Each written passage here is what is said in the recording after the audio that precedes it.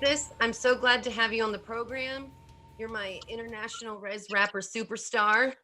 Yay. We were at Standing Rock together. Halito, you guys. This is Mischief here with Drezus, Canadian rapper. Drezus, what the heck brings you down here? Oh man, the people bring me down here. Oh. The water brings me down here.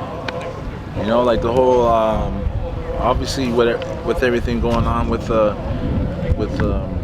DAPL, all that, and the pipelines. That's what caught my attention. But what's keeping me here is the people, for sure. So how long are you gonna be here? Shoot, I'll probably be out here for another week and a half. That's awesome. And then, but I'm coming back though, so. Right? There's something that is physically drawing us here and wanting to keep us here. Yeah. When you first came through the gates and down the row of flags, what happened? Oh man, it's like I felt like a warrior on a horse or something, you know, like going through there. It's like, oh man, you know, it's like just felt like this overwhelming sense of pride and even joy and strength, you know, just like and meaningfulness, and you know, it's indescribable. You got to be here to feel it. You really got to do. be here to feel it. So get your behind down here. Drezus, while you're here, you know, the past couple days and just kind of getting tapped into it, what is like your overall sense of feeling interacting with all these different tribes? Do you feel like, oh, we're so different, or is it like you're already my brother? No, yeah, definitely. Of course, we have differences, but we're all, yeah, like you said, we're all a big family out here. So learning and talking with the people, you just find out how close we really are as people. And at the same time, it's cool to learn about the little differences and the little, Right. just the little differences in the people really make a lot of big difference when you're not used to that. But it's exciting, and at the same time, it's like meeting a family member. Right, You know like what a I mean? distant cousin. Like you haven't seen for a while, like Right. for a year or whatever, right? It's dope. I love it. I love it too, and it really is indescribable, but you did a great job describing it, because as an Indigenous person, there's something happening here. There's a stand, there's strength, there's integrity, there's prayers, there's intention, there's focus, there's protocol. There's so many things that are ingrained in our Indigenous culture, anchored right here. And like you said, writing in, we're joining that and adding to that and engaging in that. It's like a whole body thing. Yeah, I feel like we're literally in the center of like Turtle Island right now. And like when you look on a map, we kind of are. You go all the way up to Canada, Winnipeg, Canada. So it's like, this is it right here. This is like the beginning of something brand new. And we're at the forefront, we're at the beginning, and I think our energy forward is going to be powerful. That much more powerful because we're all here together. Oh, and it's going out that like it's making it an Indigenous versus non-Indigenous thing, but it's not. Our pushes, our prayers, all of this is for the people. The people. Yeah, People, not period. just the brown people or the pretty ones.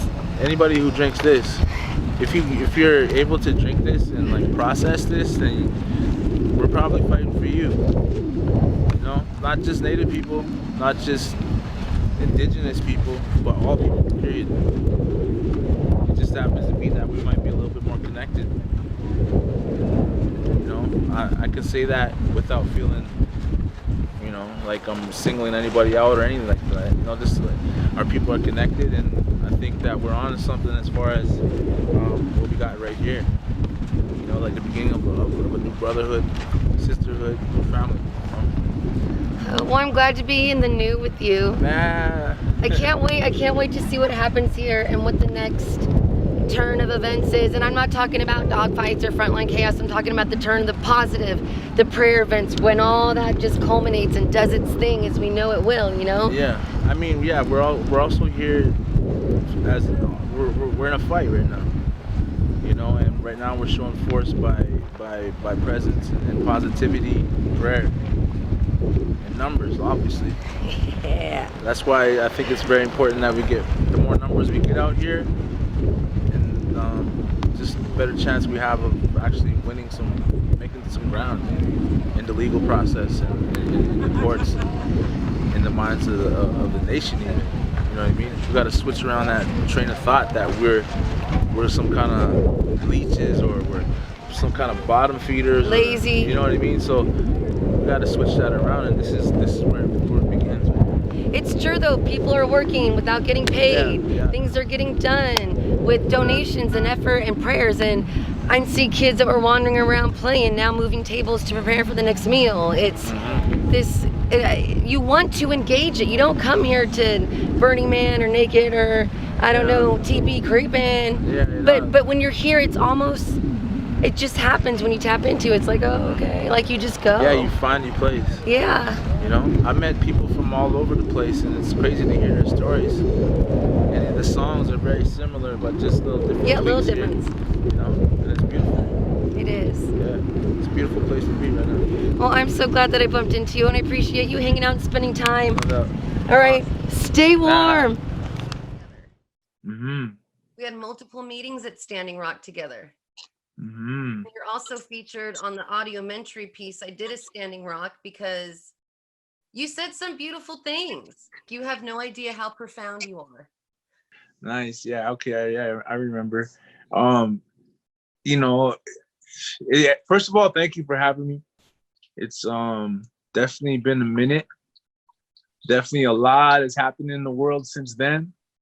But it was a beautiful moment in time, definitely, because I feel like it helped me find myself, you know, like find some purpose in my body, you know?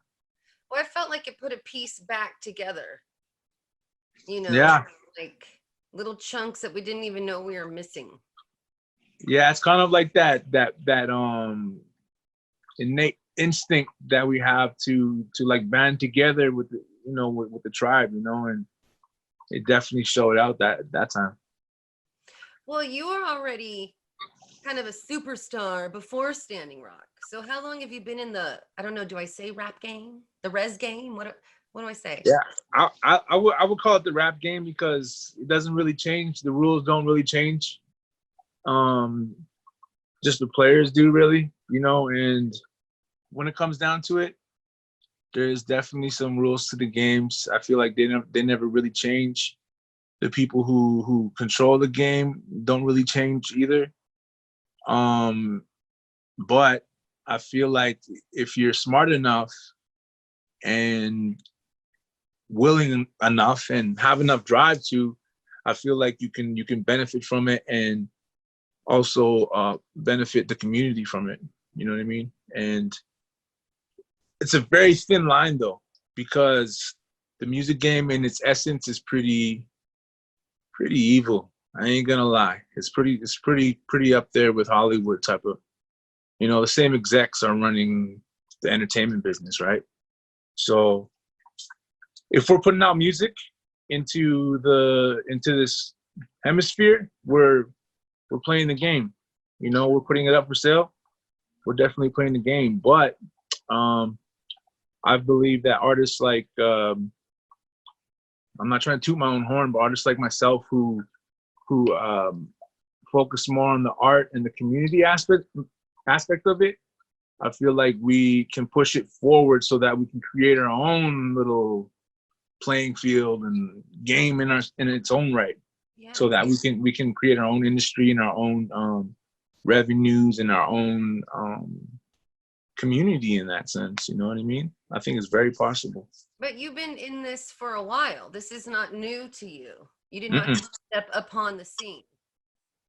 No, man, I'm pretty old school. I'm an uncle now in the game. That's most definitely uncle.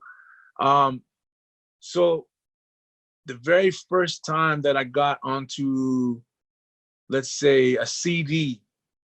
So I know some of the kids now don't even know what a CD is, but for everybody out there who doesn't know what a CD is, it's a compact disc. It's a little tiny round thing that you used to put in the stereo and play it.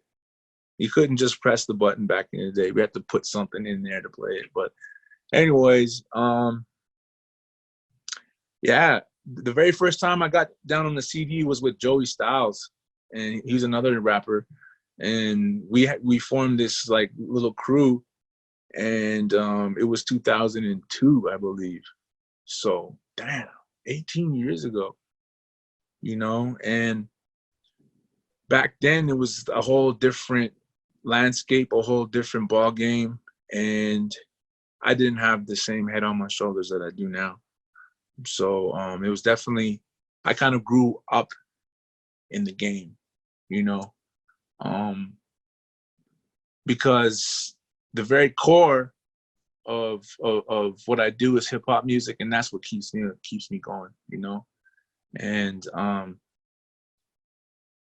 I want to get off of this game talk because the very core of it is hip hop, and hip hop has changed my life and has shaped my life and has influenced my life in ways that I couldn't imagine being without. You know what I mean? It gave me opportunities that I never thought I would be available. I mean, that were available to me as a res kid. You know, as a not even a res kid, like as a native kid. You know, especially being from the prairies where I'm from is a place called Saskatoon, Saskatchewan. You know what I mean? So it's like it sounds so like out there, right? So far away from New York City, from Los Angeles, from Biggie Smalls and Tupac and, you know, whoever nowadays. But in my day, it would seem like so far, like from where I'm at to where these guys are at in the game, you know. But my love for hip hop carried me through, and it's always been there to like catch me, you know, because, you know, I was getting into a lot of stuff like addictions and all that kind of crap, but we could probably get into that in a bit. Things that inflict many of people who have these Mm-hmm. giant, beautiful, sensitive hearts that are broken. Yeah, I definitely feel that. I feel like late in my life, I'm realizing that I'm an empath. Yeah, You know what I mean? And once I realized that, I was like, oh, okay, that's why I felt sorry for so and so at such a young age, and I didn't even understand why, or well, you know, I a felt deep for people. bombardment of their emotion, not just, oh, I understand, I'm compassionate, but you literally feel the Yeah, heartache and stomach ache and headaches that they feel. yeah, and I didn't understand why as a kid, right? But now as I grow out of addiction and out of that cloud that I was under with alcohol and hard drugs, I'm starting to see that now, you know, see the connection to that and why I am the way I am, you know. Even when I was living in the street life, I shouldn't say I was living on the street, but when I was living that lifestyle, it was like the drugs and alcohol just created this like shield, or like this alternative persona person, you know.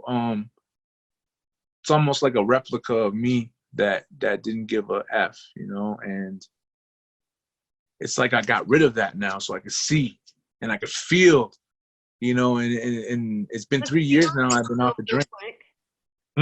You always gave an F. That's why it hurts so much. Right, but that's the thing. It's like it's almost like whenever now I understand that. Yeah. What you just said. Yeah. But before I wouldn't have understood it, because it's like when I hear somebody say, "Oh, I don't give a F. I don't give a no. I'm thinking, yes, you do. You totally do. You really do. And you know, that's just a part of growing, and my music always reflects where I'm at with that. And I don't think I'll ever stop making music because of that relationship I have with it. Well, it's like a diary, though. Your music, your albums, it's an evolutionary diary into who you are and where you were at, etc. And every single human can identify with one certain point or part or aspect of your experience. And that's a big deal. Yeah, that's another thing too that I only just became aware of recently. Like honestly, music for me was like almost a selfish, like a healing thing for me, and I didn't realize the healing effects it had for other people until I started coming out of this cloud that I speak about, and I started realizing that when I made this song called Red Winter in 2013 or 2012, I should say, and it was a time when the Native people in Canada were waking up to the Prime Minister at the time, who was Stephen Harper, and there was a movement called I Don't Know More, and I just, you know, it woke me up to something brand new and changed my life. That's incredible. Mm-hmm. But so I cut you off. 3 years booze free. Yeah, so I'm going on over 3 years now. It's been like 3 years and 3 months now, and one of the crazy things that I've been experiencing is emotion, the flood of emotions, the memories, the little time capsules that were washed away with like whatever it was I was doing, you know, or stuff that I just kind of went, no, I'm not dealing with that today, you know. So with that has come a flood of writing too, which is an awesome you know, byproduct of that.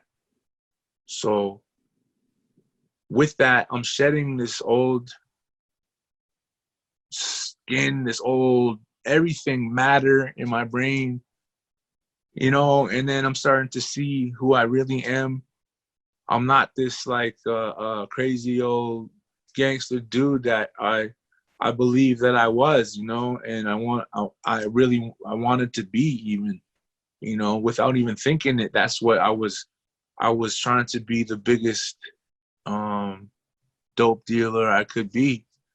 And I didn't realize that that was just going to lead me to death until I started paying attention to my surroundings and really realizing, okay, I lost one of my close friends when I was like 15 years old to gun violence.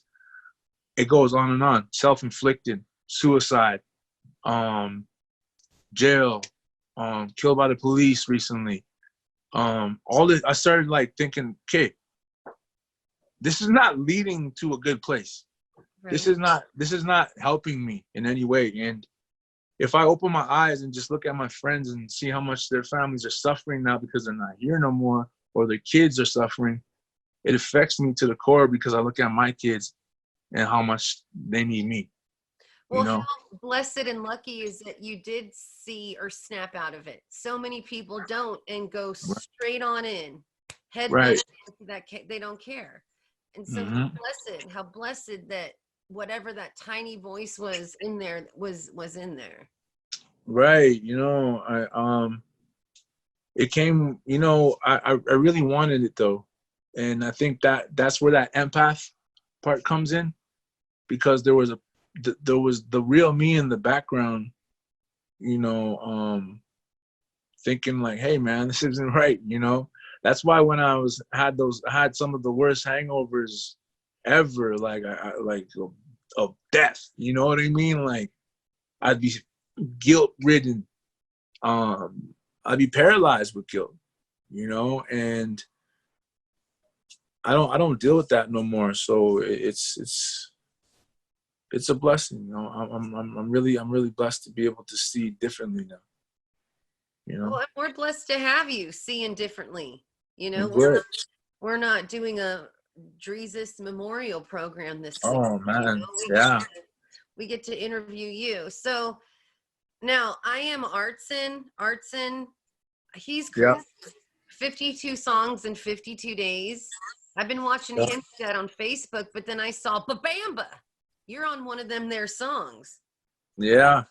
So did he give you like 4 minutes to do it because he has to do 52 songs in 52 days? No, he's like that's funny you asked that, because I got my little show that I do. It's called In Drezus' Name on Sundays. I watch on my channels at 3 p.m. Mountain Standard Time every Sunday. by the way. Anyways, yeah, I asked him about it. I'm like, how do you did you have those songs like pre-recorded or what? But yeah, he hollered at me last year about that. Oh, okay. So like we were in Northern Ontario. So I work with this crew called Reach for Life, which is like a youth outreach using hip hop. And he works for another crew called the Weedham Boys. And we happened to connect at this one res in Northern Ontario. And he was like, yo, I'm doing this like trap series of like saying real words on trap beats. And I'm like, you want to get down? I'm like, yeah, man, that's me, man. That's my lane, you know, that's me. So let's do it. And I thought it was funny for him when he sent me the beat because like Artson, you know, he's like that boom bap, you know, like Yes. he's on that classic hip hop ish. And when I heard that beat, I was like, okay, Art, okay. So, you know, it was cool, man. It was cool to get down with him, and he's a beast for doing that, you know. He told me that he had most of them done, and he thought that he would get the rest done along as we went. But that's a feat, man. That's a feat and a half. It is. And then he's just dragging everybody down with him. He's like, yo, you rap. I've seen you talk fast. Come here. No, I'm kidding. I love picking on him. Nah, yeah, he's such a good spirit, man. He is a delicious spirit. Yeah, I always tell him, man, every time I'm around you, I eat healthy. And you know? Like, you know, like, he just rubs off on me that way, but it's a good thing, you know. I'm like, I'll see him eating vegetables, and I'm like, damn, man, I gotta eat some of that. Give me what he's getting, because I want to be healthy like him. Extra ranch. You know what I mean? Yeah, he trusts me. He's like, I don't know. He seems so young, man, but like, you know, he's an OG though, but like he's got such a young spirit, and like I want that, you know. And you know, don't worry, you have a very young spirit. Yeah. Well, let's be real, Jesus. I have a feeling that in 25 years from now, people are gonna look back, and I'm talking non-natives, music industry, are gonna look back at these decades of indigenous hip hop and see how much is encompassed, how much history, how much culture, how much like language, how that it really was the only in-depth snapshot of who we are right now that nobody's paying attention to. Yeah, it is a really small pocket, you know, of a musical community, but it's such a loud voice, you know. And now it's really shining through how loud our voice is with the Washington Nananas and the Edmonton Nananas changing their names. You know what I mean? So I feel like I'm not saying native hip hop is the reason for that, but I'm just saying that our voices as indigenous people are being amplified by the arts. Well, when you're listening to a song, there's a emotional feeling of just the music. Then there's the way the words or melody comes off, which has a layer of emotion. And then you have the words, the lyrics. And these songs kind of are a 3 to 5 minute more in-depth understanding of why does being a mascot bug us? Why does this suck? Why does this feel, you know, it really, if you really listen to this stuff, it's all right there, and it's been there. Yeah, like my song Get Up. I said something about David Guetta, like, cause like I don't even know if that's how you say his name, but you know, he came out with this video with headdresses and all this whack stuff, and you know, I've been speaking about this stuff, and it's not like somebody told me, hey, you got to say this. It's something that I think is just in our blood, and it's starting to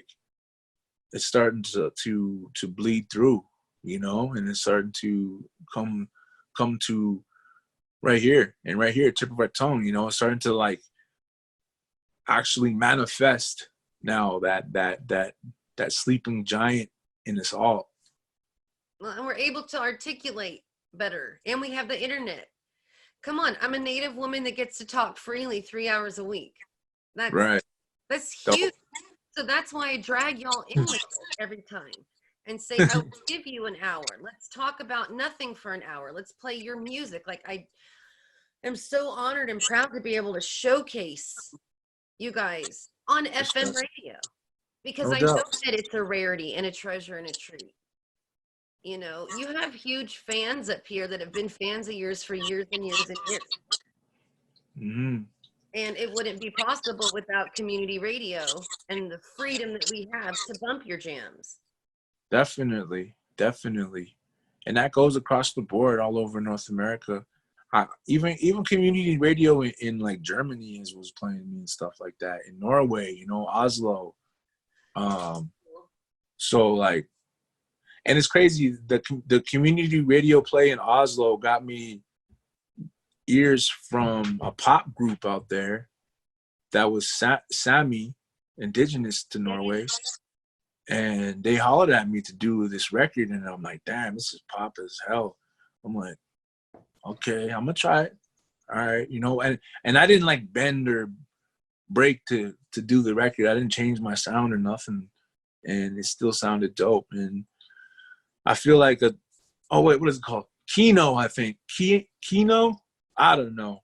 I'm gonna have to give you the link to that, but maybe you can just edit it out later too or something. I'm obsessed with the Sami because they do a thing called yoinking.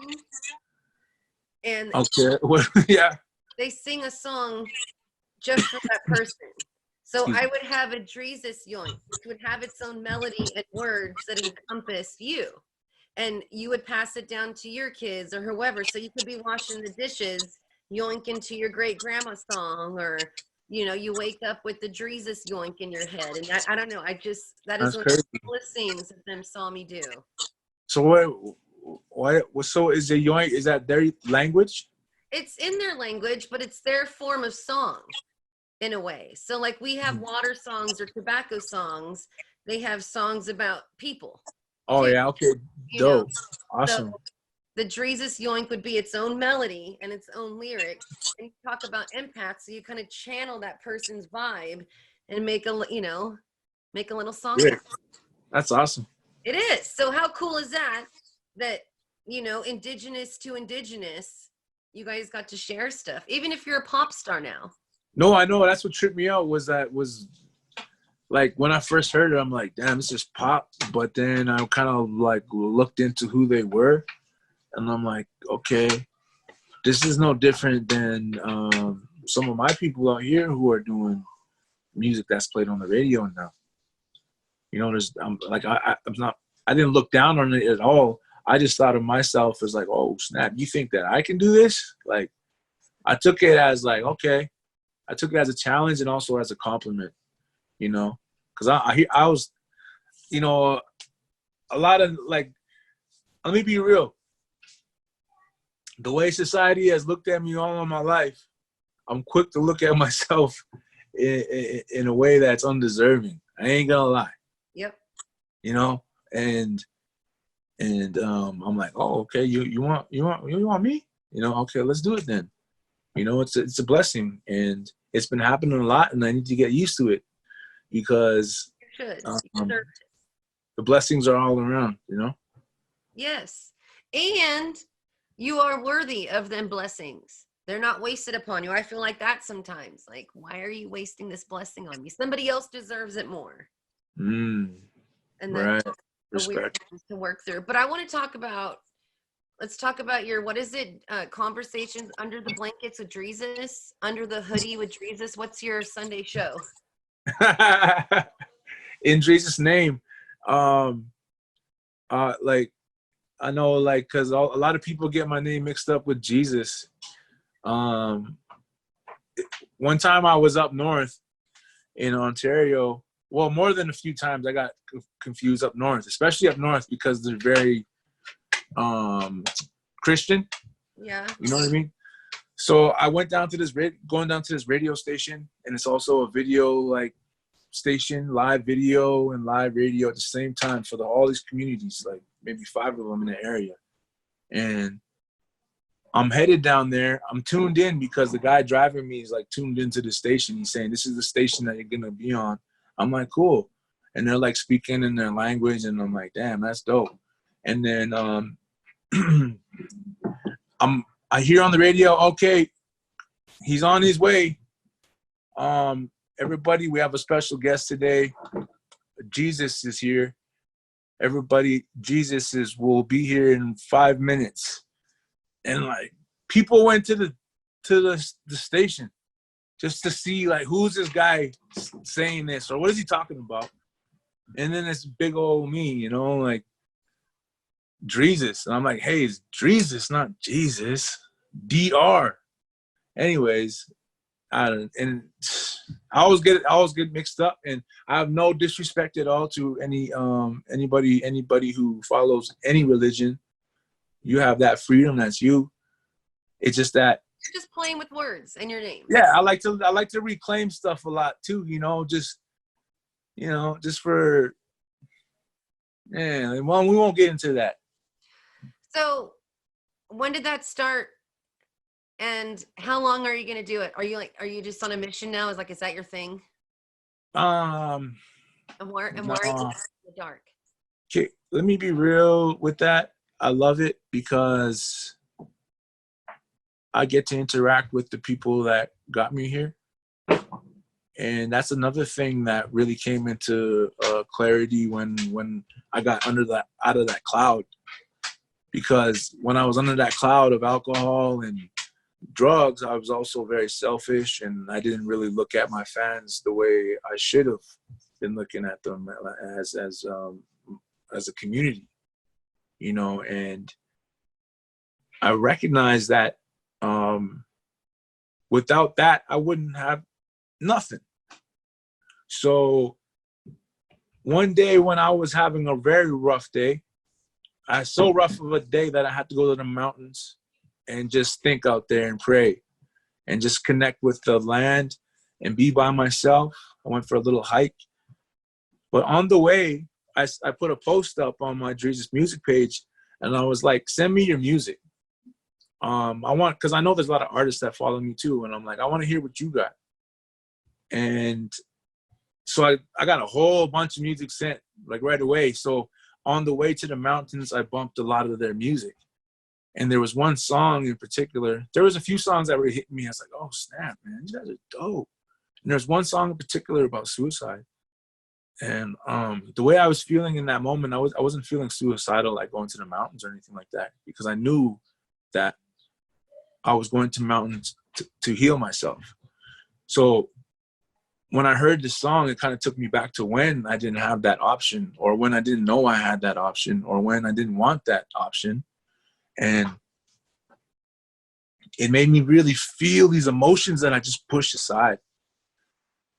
So it really hit me, this girl's song. And I can't remember her name right now. I feel bad for that. But it really hit me so much that I thought, you know what? It affected me so much that it took me on this little journey of healing that day. And then the next week, I said, you know what? I'm going to get on this live. I just thought, spur of the moment. And I'm going to get on this live, and I'm going to play your music.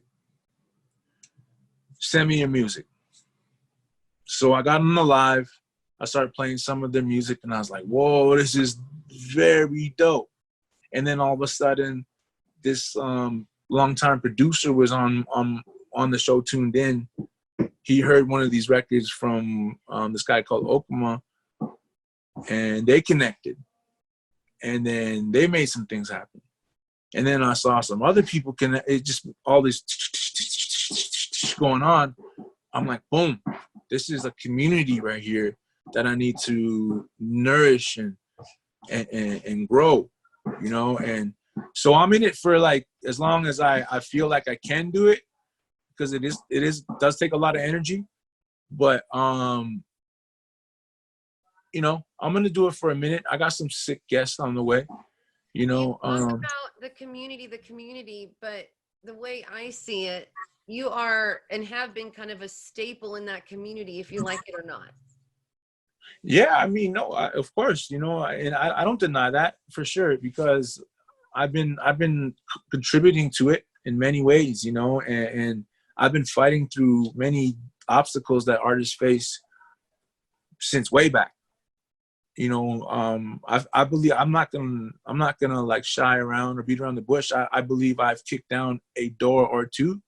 You know, it's just that I also know that there's so many more doper and younger artists coming behind or beside me or in front of me all around that I feel like could use the little nod that I got, because you know, I got a little bit of a platform now. So I just feel like we can all grow together, because at the end of the day, it's my name moving out there too at the same time. And people get to hear part of my story with the guests that I have, because I'm not just picking guests out the blue like, oh, I want to talk to this guy, I want to talk to that guy. These are people that I actually have history with, that have done some crazy things in the game, you know? And that's why I think it's like special to me. Maybe when I run out of cool friends, that's maybe when I'll stop. But you know, there's so many dope artists out there. I don't think that'll ever happen. So who knows? I agree. I'm not worried. Right? So You who know, knows, you know? you're so, but when you didn't just post, like you posted a educational post trying to help people with on Facebook business. You kind of did a big old blurb on do ABCD, claim your bit. So it's not just, you're trying to really help people with the things that you've learned along the way. You're not Yeah. you're not hoarding it like, haha, I'm gonna do this. You're like, hey, guess what, kids? Uncle Drezus learned something the hard way today. Yeah.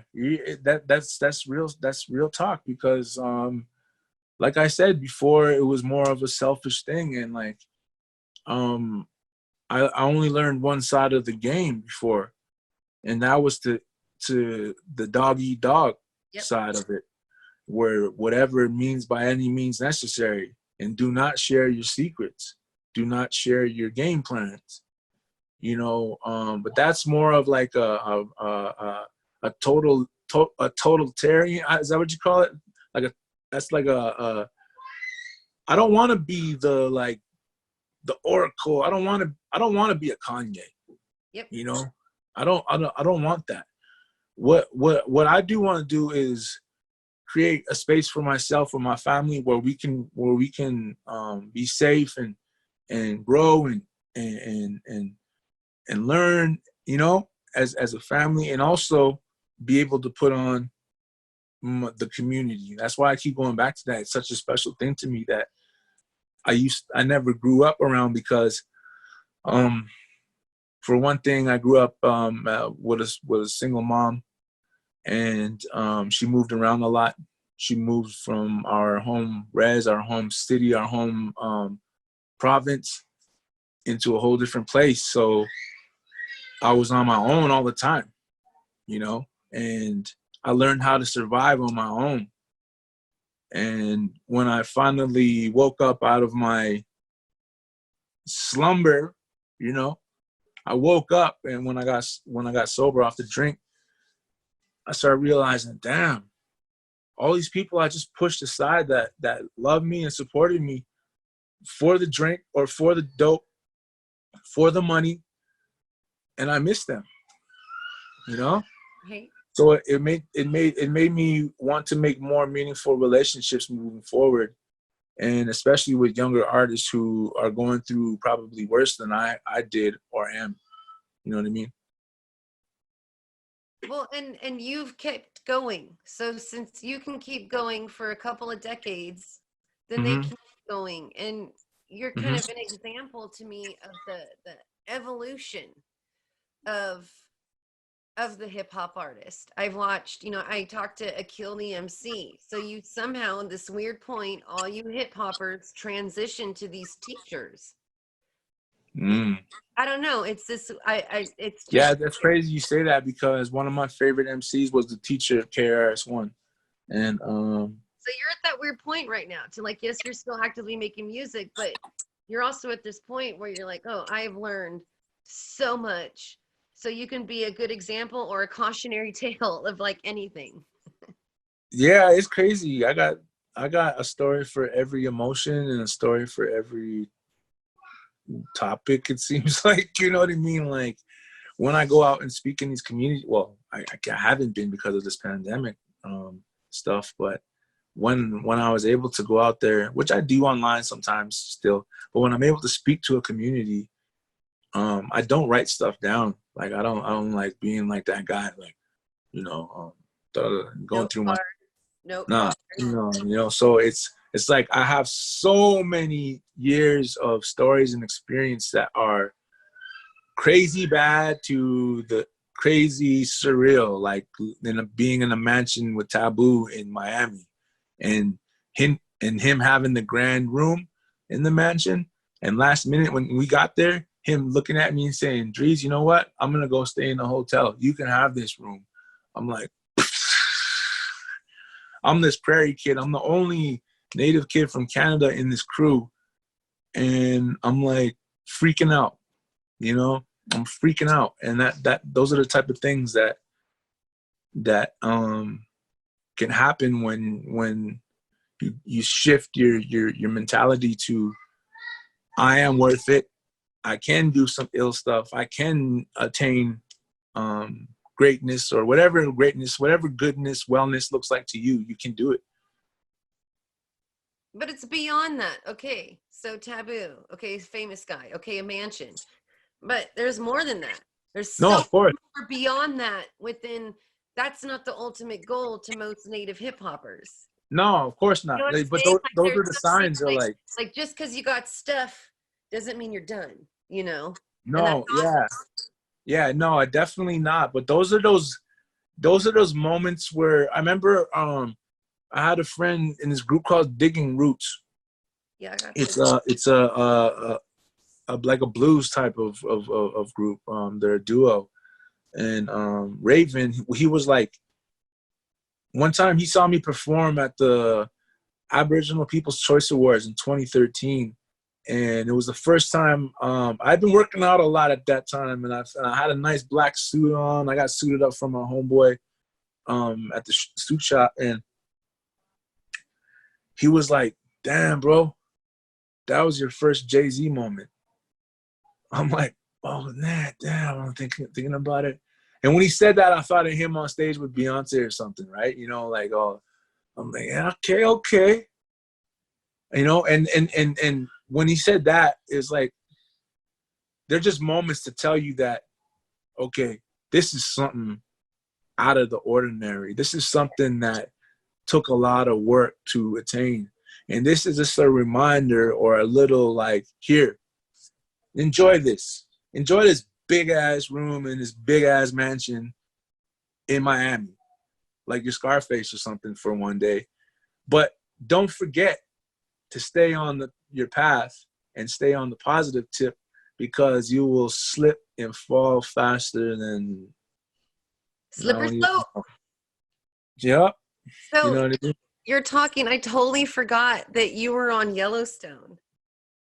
Yeah, that's another one of those crazy I moments. only interviewed Pete Sands because I thought he'd give me dirt on the second season, right? Like I interviewed him, like I'm like, oh, you're a musician, that's cool. So anyway, so does so and so. Like all I wanted was like the script, and so he's like, yeah, I'm in this season, blah blah.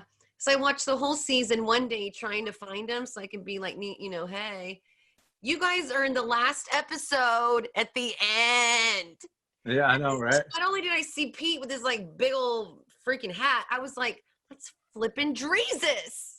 I was like, I had meetings with that guy in my car, man. Yeah, no doubt. But Yeah. what was, again, that's another savorable moment of acknowledgement that you deserved.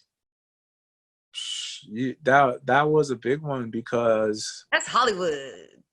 yeah, not, you know what? Not just because it was Hollywood though, but because I was a fan of the director's work, man. Like a true, like, without knowing that I was gonna work for the guy or anything. Oh, that's cool. You know what I mean? So like, I love the movie Sicario, which is about narcos in Mexico. You know, it's like a crime movie. You know, anyways, classic movie with Benicio del Toro.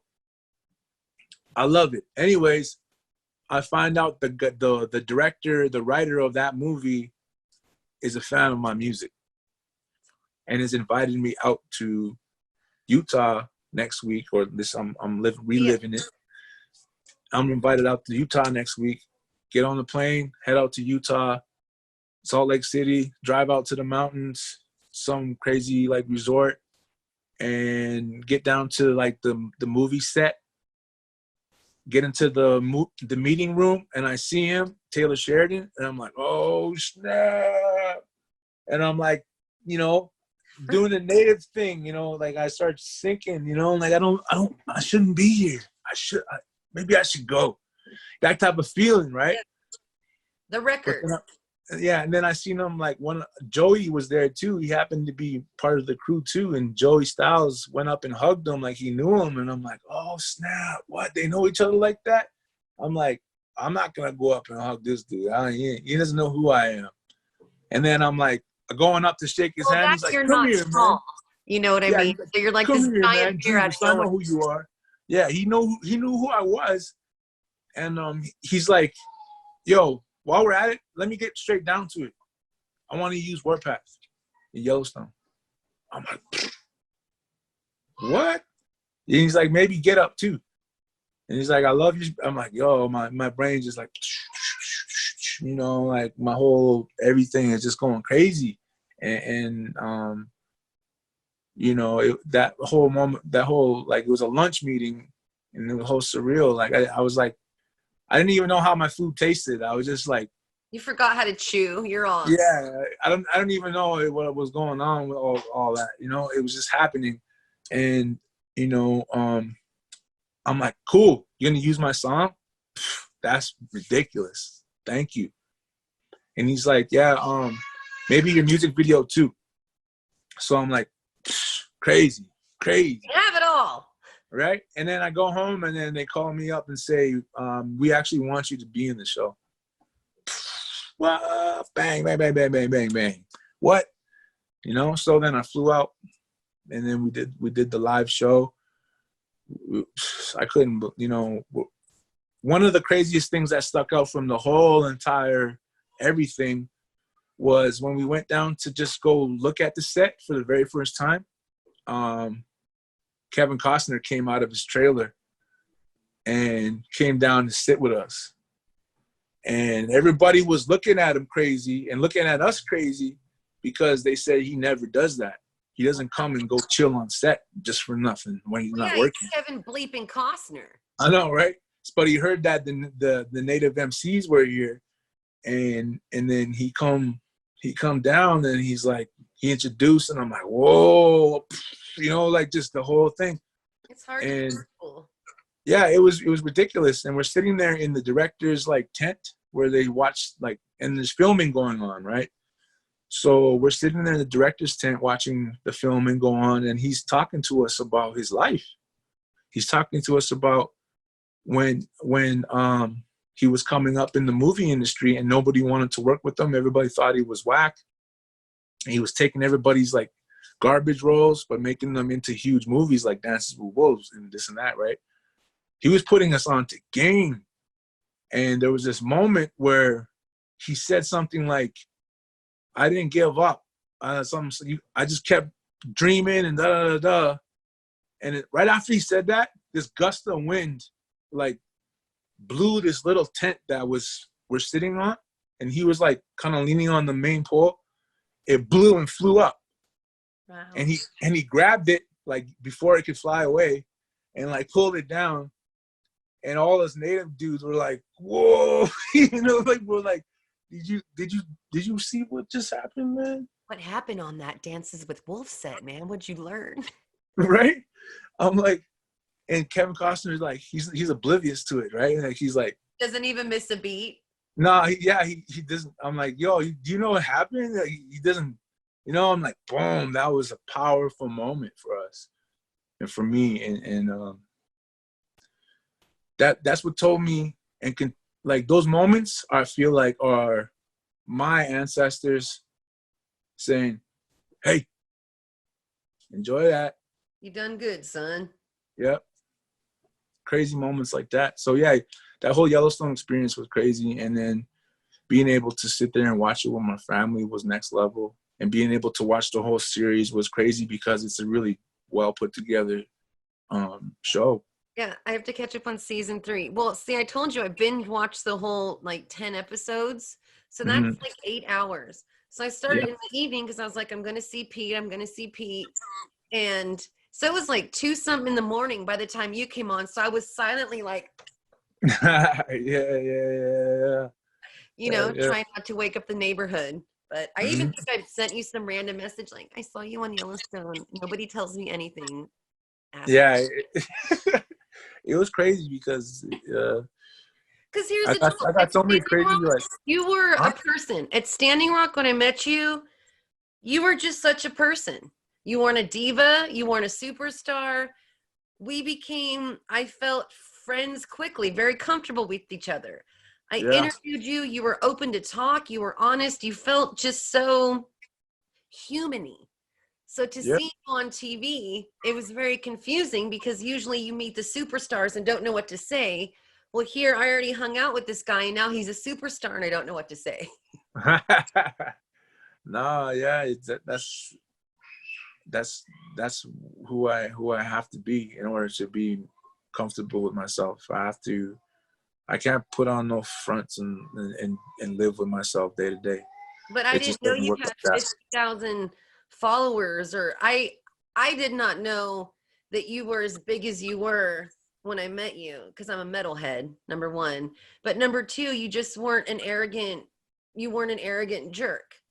So in my brain, how could he have this many followers and fans if he's not a total, complete asswad? There's some real ones out there. But that's what I'm saying. So when I stalked you afterwards, I was like, dude, this guy's bleeping famous. And we just hung out all afternoon like we were cousins. Yeah. In a hot, sweaty car. Like you didn't complain about nothing. You weren't like, excuse me, where's my M&M? Nothing. You were just a cool dude. No, I went out there on my own, you know, like I went out there with a friend who I just met in Alaska. He booked me for a show in Alaska just a few weeks before Standing Rock. Standing Rock happened. He's like, hey, you want to meet me in Seattle? I'll grab your ticket and let's go to Standing Rock. And I'm like, let's go.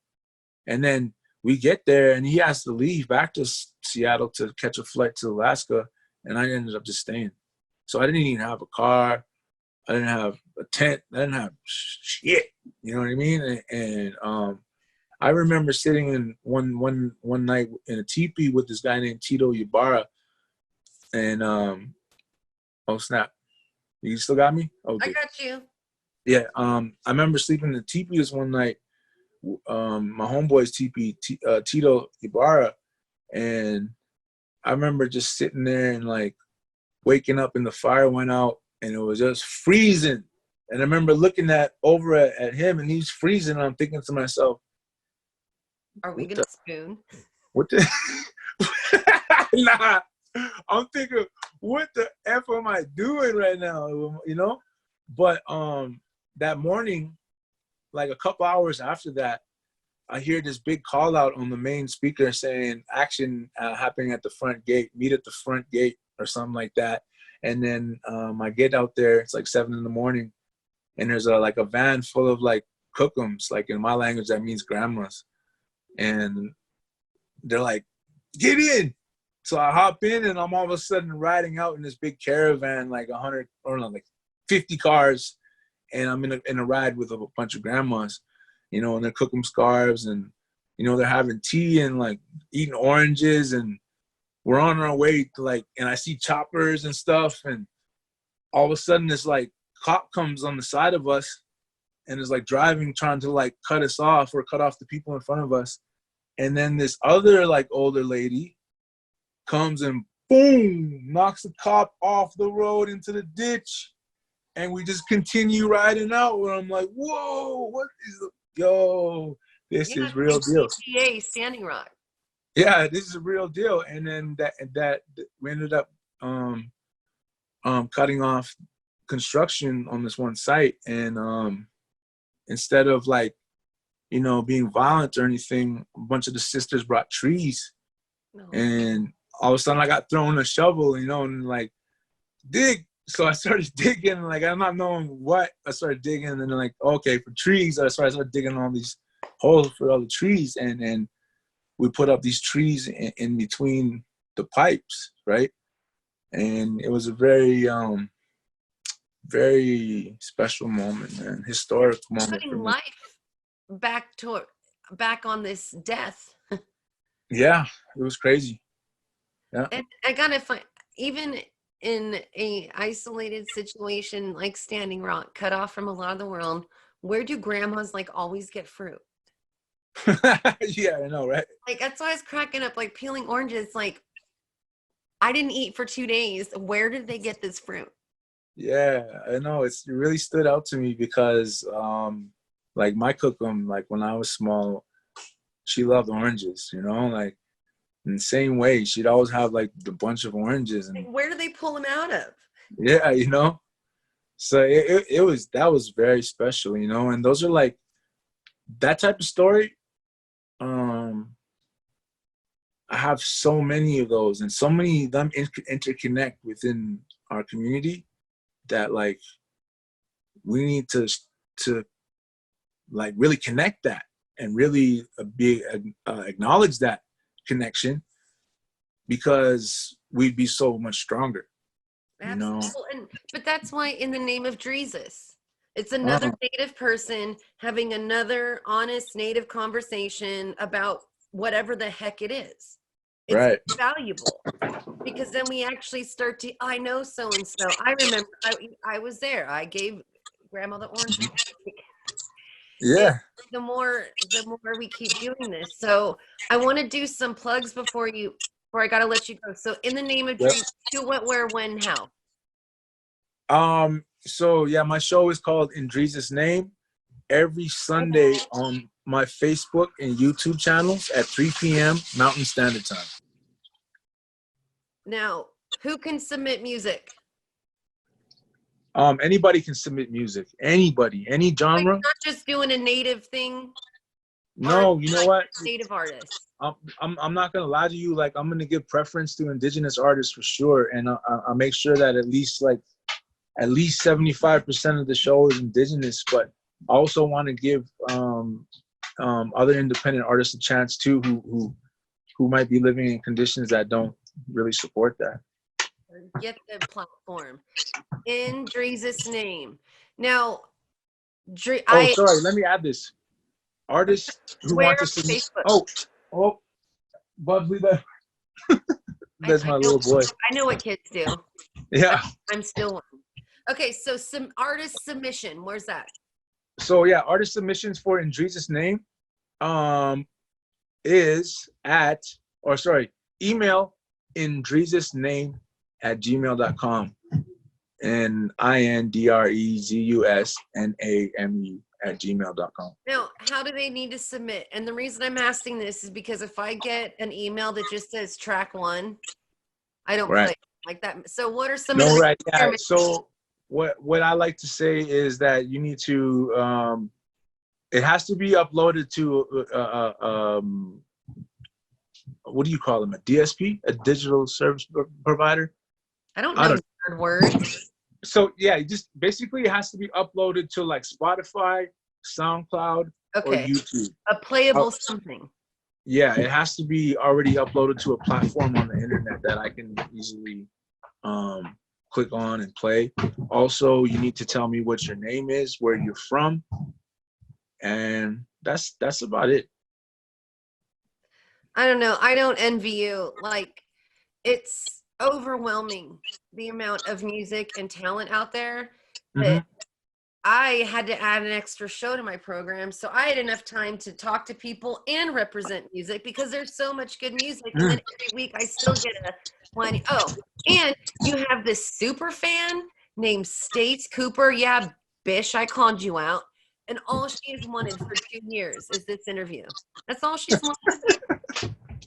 every week, can you play Drezus? Can you? I'm like, I have one song.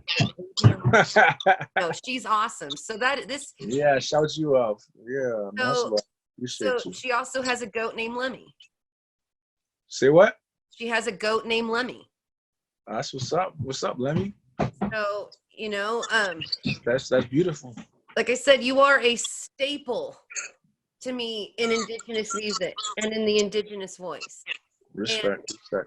If anything I can do to help you, like, promote in Drezus' name, I want to do it because it's cool.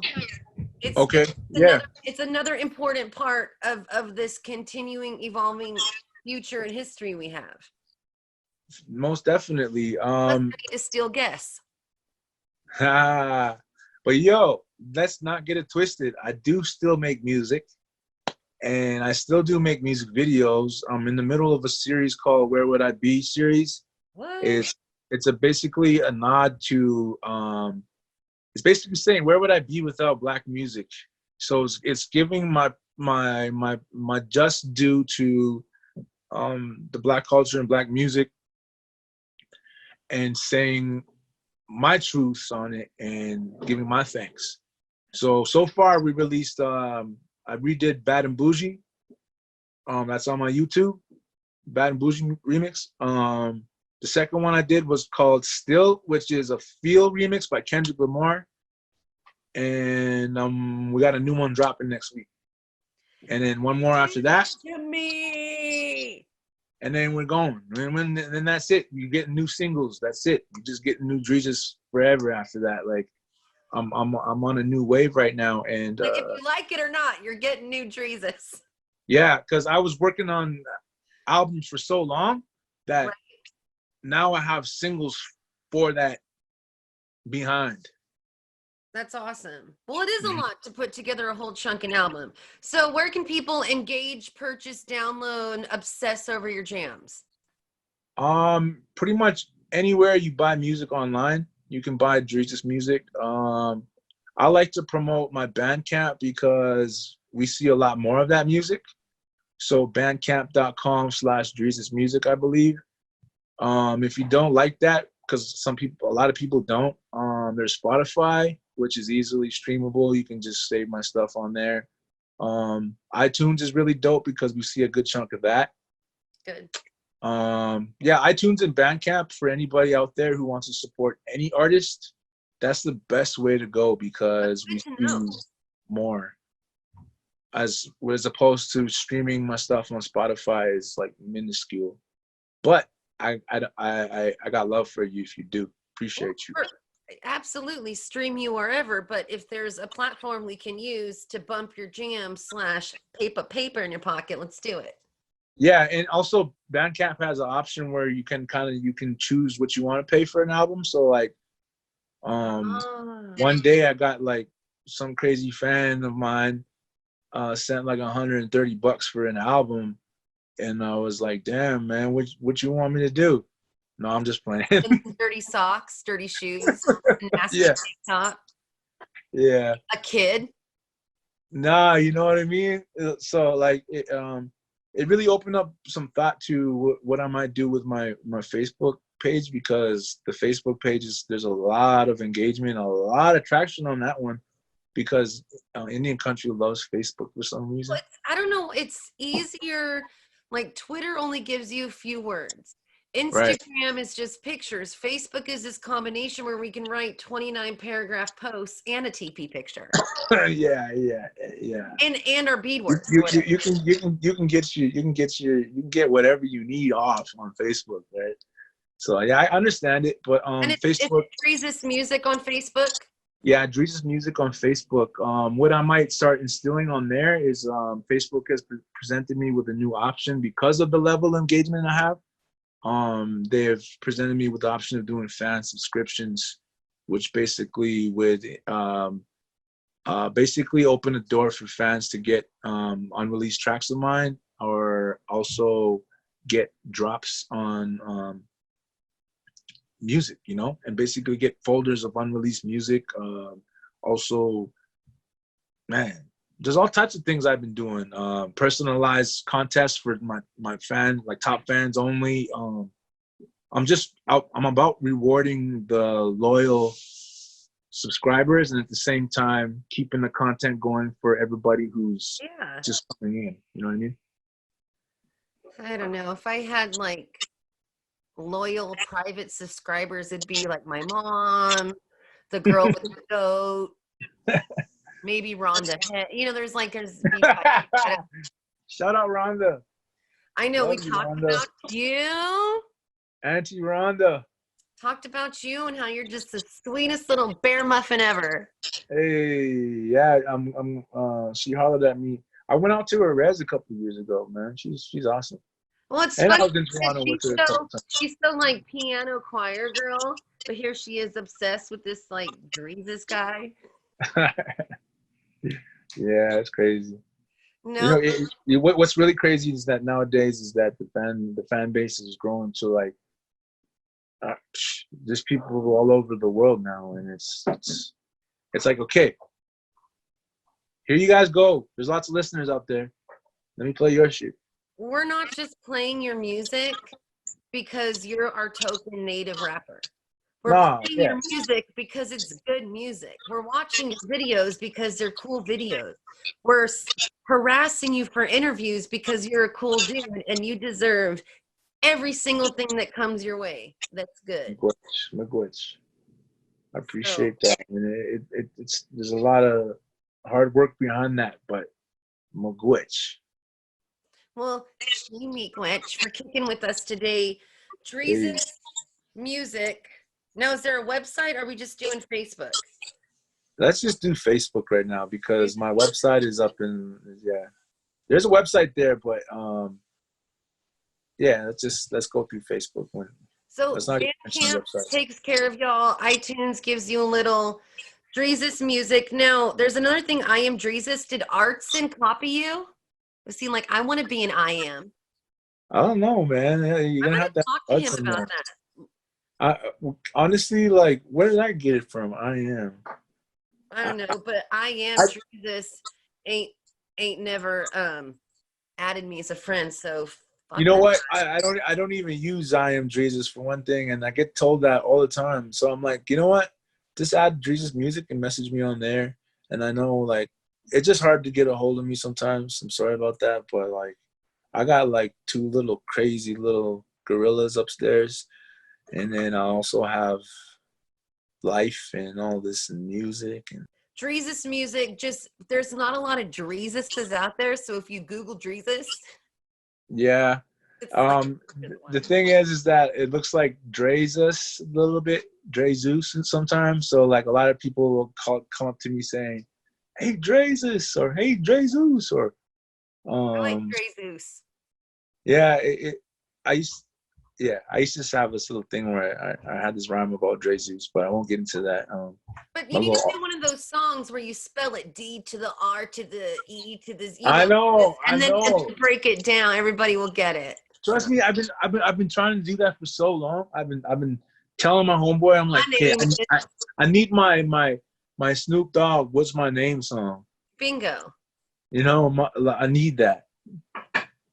Because I saw Drezus and I thought maybe I was saying it wrong, and that's why you never returned an email, because it was Drezus or Drezus or Drezuse, or the D was silent. I have no idea. I have no idea native like culture. I quit.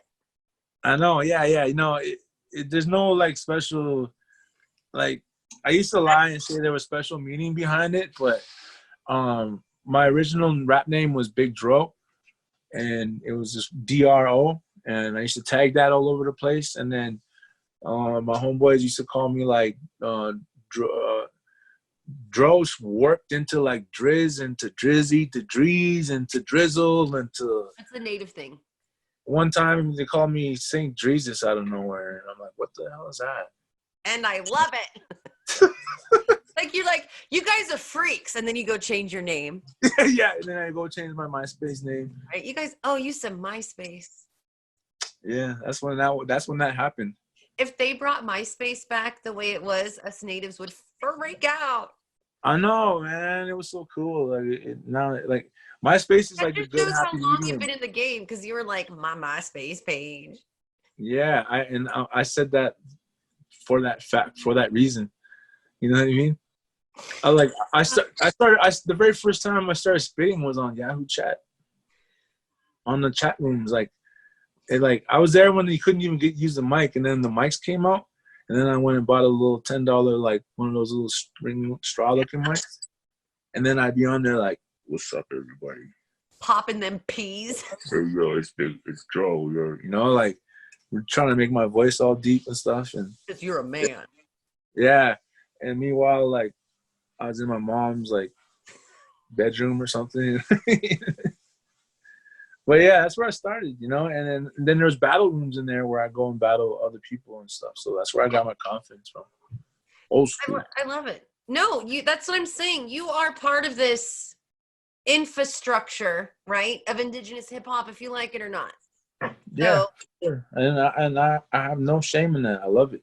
maybe we'll replace a Columbus statue with Drezus. Who knows? Yeah.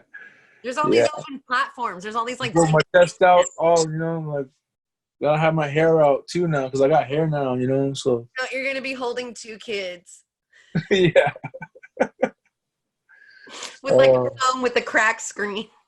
Yeah, there you go. Some real ish.